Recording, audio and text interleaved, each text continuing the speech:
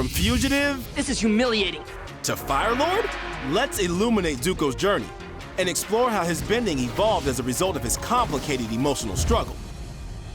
We should first note that during Zuko's upbringing, firebending was widely viewed as an art of destruction, fueled by anger and rage. And nobody embodied that spirit more than Zuko's father, Ozai, a merciless and violent man who wanted to rule the world. You will obey me, or this defiant breath will be your last. A blatant contrast to Zuko's mother, Ursa, who was kind and nurturing.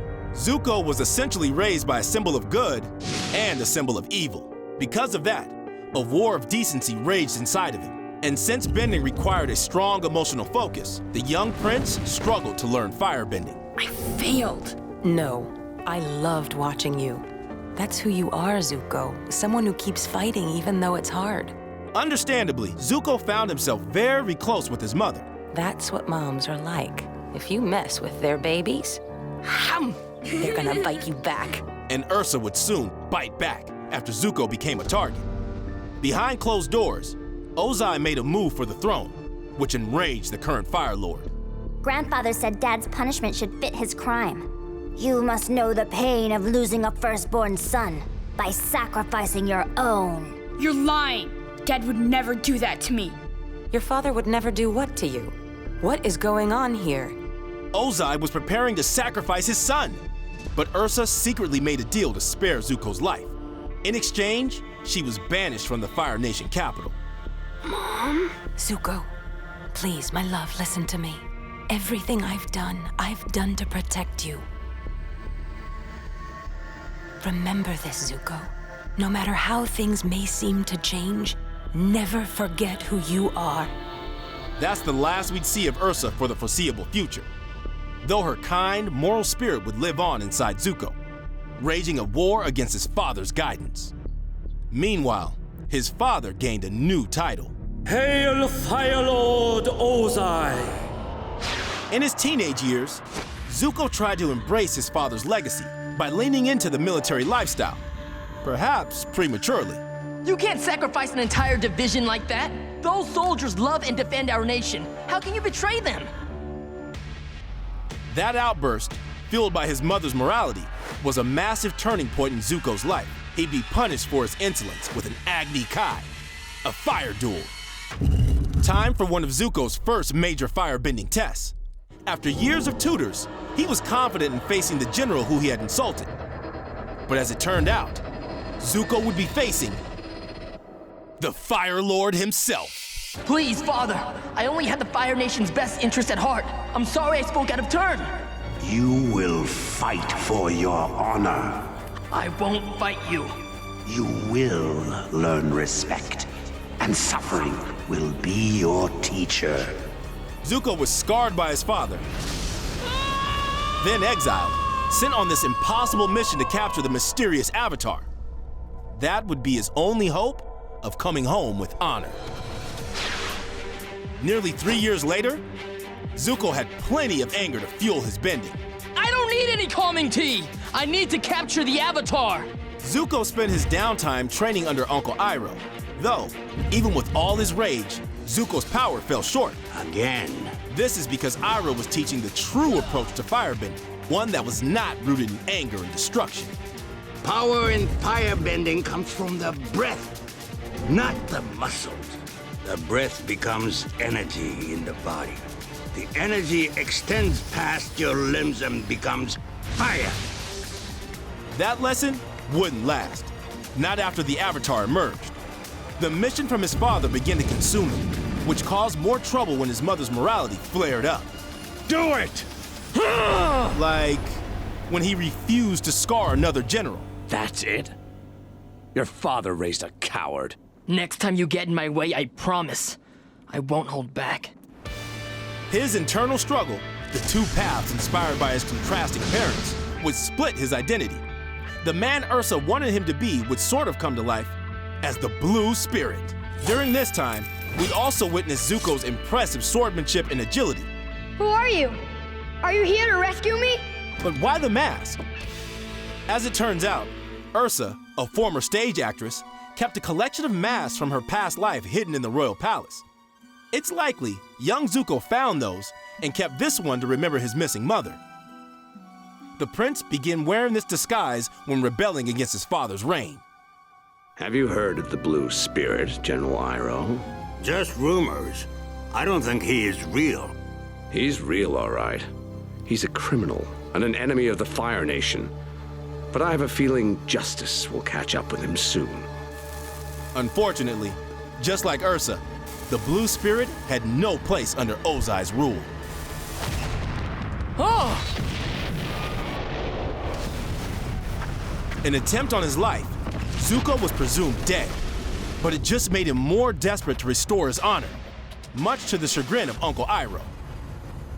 Ever since I lost my son, Uncle, you don't have to say it. I think of you as my own. I know, Uncle. We'll meet again. After I have the Avatar. Remember your breath of fire. It could save your life out there. I will. Iroh was right. That breath of fire came in clutch as Zuko demonstrated his current firebending skills to defeat Katara. He even captured the Avatar. Well, briefly. Here for a rematch? Trust me, Zuko. It's not gonna be much of a match. Zuko's firebending skill had grown, but his planning was weak. He could have died if Team Avatar had left him lost in the tundra. It was clear the prince had more to learn. After the failed siege of the North, Zuko was reunited with a frighteningly familiar face. Hello, brother. Uncle. What are you doing here? Princess Azula, Zuko's younger sister, represented the offspring Ozai wanted, merciless and powerful. More powerful than Zuko, at least. She was the epitome of anger and rage, so much so that her power had grown thunderous. Thankfully, Uncle Iroh had Zuko's back. Redirecting lightning? Now that would be a skill worth learning. It was time Uncle Iroh and Prince Zuko abandoned their Fire Nation identity altogether. As refugees, Iroh's firebending lessons were exchanged for lessons on humility. Spare coins for weary travelers? This is humiliating. We're royalty. These people should be giving us whatever we want. As the saying goes, you can lead an ostrich horse to water, but you can't make them drink. I thought a lot about what you said. You did? Good, good. It's helped me realize something. We no longer have anything to gain by traveling together. I need to find my own way. Zuko went on his own, finding himself broke and hungry. But still, he chose a path of decency. Thanks for not ratting me out. While hiding his identity, he saw what a family could be, caring. Supper's going to be ready soon. Would you like to stay? Zuko was welcome until he used fire to protect that family. Immediately, he was shunned. Not a step closer. It's yours. You should have it. No, I hate you. This was a painful reminder of how reprehensible Ozai's legacy could be, as was their next encounter with Azula and Team Avatar.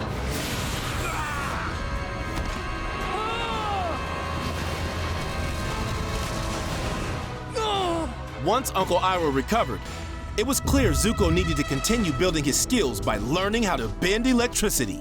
Positive energy and negative energy. Only a select few firebenders can separate these energies. This creates an imbalance. The energy wants to restore balance, and in the moment the positive and negative energy come crashing back together. You provide release and guidance, creating lightning. But again, Zuko's emotional struggle had a direct impact on his bending. Ugh! Why can't I do it? Instead of lightning, it keeps exploding in my face, like everything always does. Consider that lesson failed for now. Instead, they dive into an even more important lesson. Understanding all four elements is key to becoming a great firebender. The same mindset which makes the Avatar so powerful. You see, the technique I am about to teach you is one I learned by studying the waterbenders. Like the waterbenders who use their opponent's flow of energy against them, Iroh taught Zuko how to redirect lightning. Excellent. You've got it. Great. I'm ready to try with real lightning. What, are you crazy? Lightning is very dangerous. I thought that was the point. You teaching me how to protect myself from it. Yeah, but I'm not going to shoot lightning at you. If you're lucky, you will never have to use this technique at all.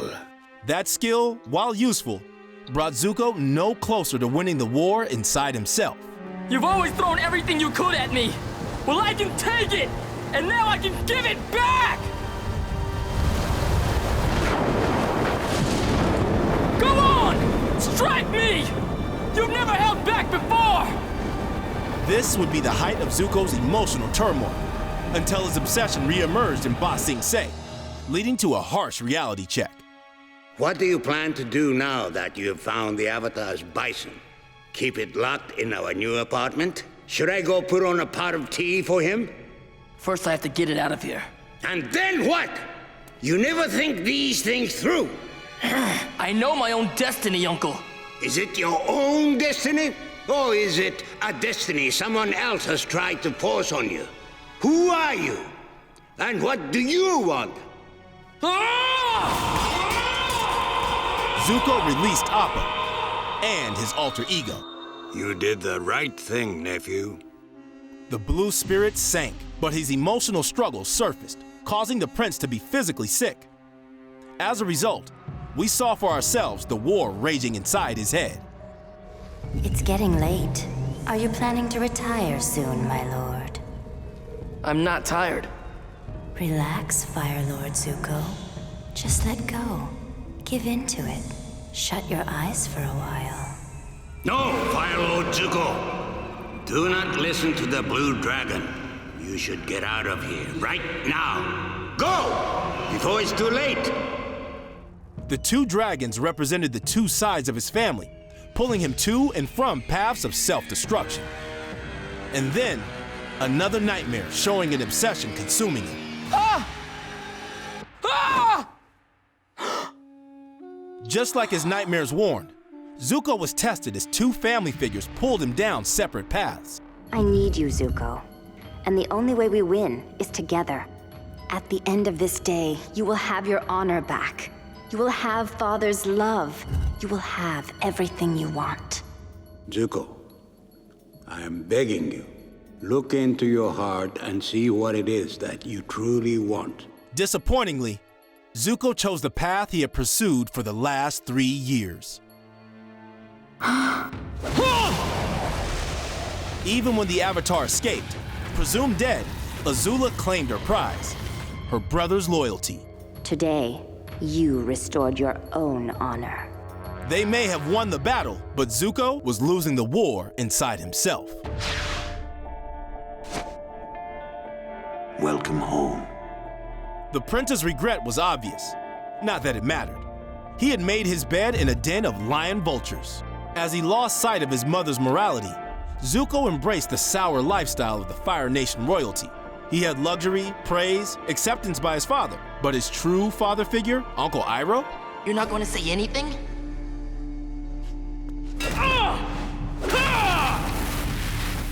You're a crazy old man! You're crazy! And if you weren't in jail, you'd be sleeping in a gutter! The prince had followed his darkest destiny, the one set before him by his sinister father. But there was hope. Uncle Iroh revealed a family secret that would illuminate his mother's legacy. You have more than one great-grandfather, Prince Zuko. Sozin was your father's grandfather. Your mother's grandfather was Avatar Roku. Why are you telling me this? Because understanding the struggle between your two great-grandfathers can help you better understand the battle within yourself. This turned the tide on Zuko's internal struggle.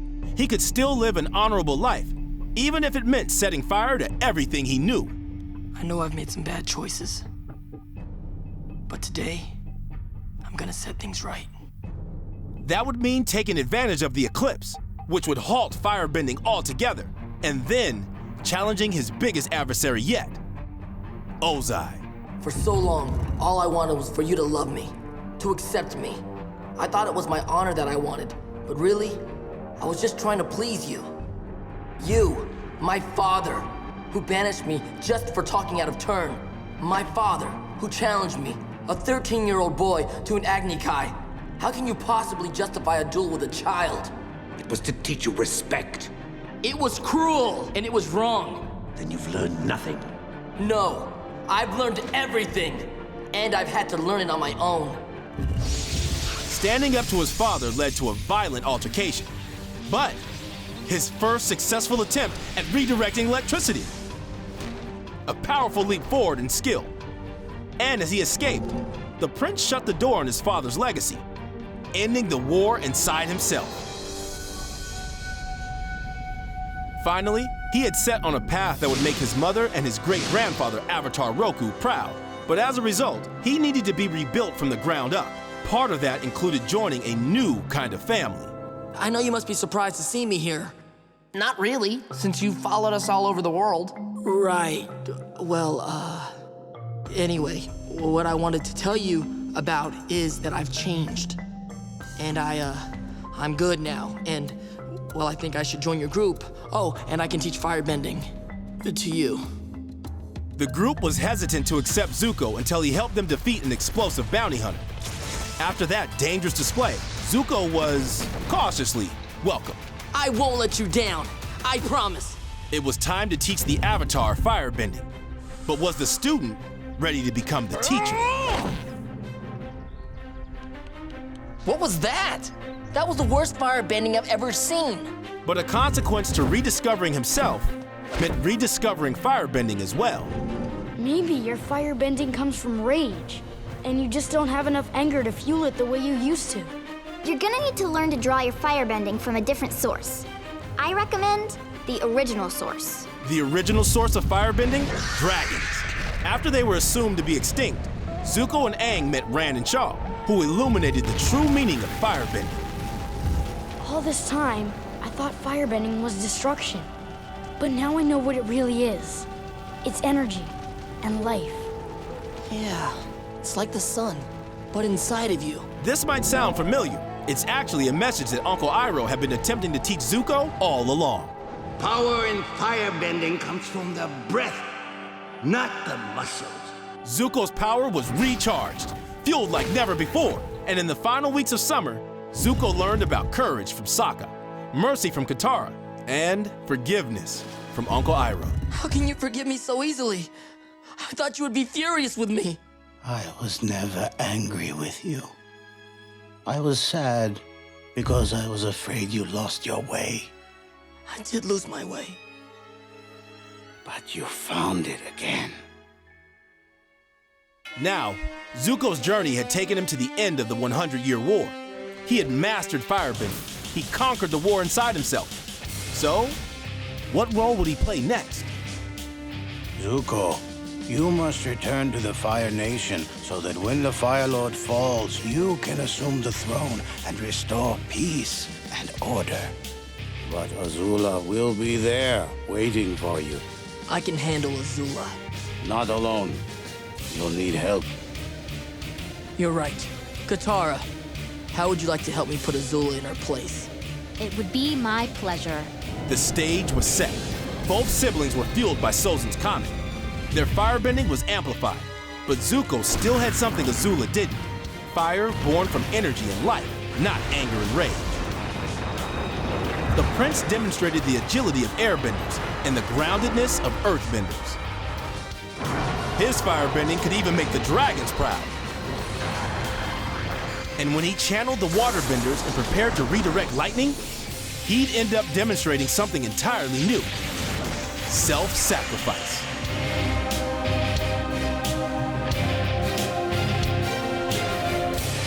Zuko proved in that moment that he was his mother's son. He risked his life for someone else's. In turn, Katara went on to save the day. She froze Azula in ice like she had once done to Zuko himself. But unlike young Zuko, Azula wasn't taught Breath of Fire from Uncle Iroh. Eventually, Sozin's comet passed. The war was over. Zuko recovered and went on to lead the Fire Nation as the rightful heir to the throne. All hail Fire Lord Zuko! Now, despite being a master firebender with a strong self-identity, Zuko still had much to learn, especially around politics and his mother. But that's a journey for another day. So for now, tell us what your favorite Zuko moment was. Comment below and keep watching for all things Avatar. I'm just saying that considering his messed up family and how he was raised, he could have turned out a lot worse.